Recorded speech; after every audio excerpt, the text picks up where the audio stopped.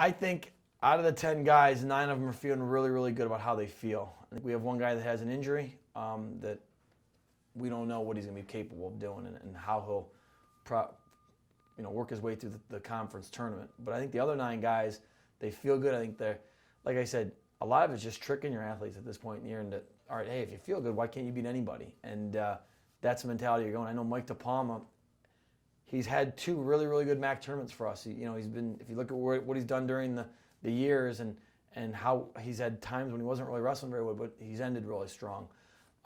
He's wrestling about as good as I've ever seen him wrestle the last week of practice.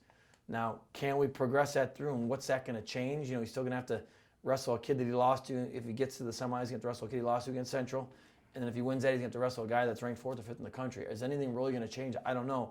But I could tell you, wrestling a healthy Mike DePalma who thinks he can win is a good thing for Mike DePalma. I wouldn't want to be the other person. So I'm real happy where he's at.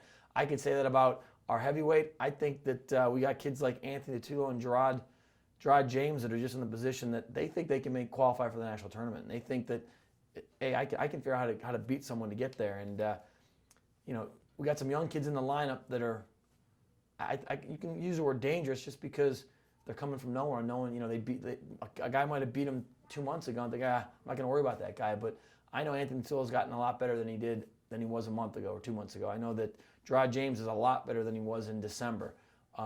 So at this point, we're just waiting to see, where they end up in the bracket, what their seeds are, and who we're going to have to beat to earn a qualifying spot to the national tournament. Just taking it one match at a time. Just can't get too ahead of ourselves. Can't start thinking about NCAAs. Got to think about MACs and then NCAAs. I think that you really started to prepare for the MAC tournament about 2 weeks ago. A week ago, which will be 2 weeks out. We were lucky enough not to compete last week.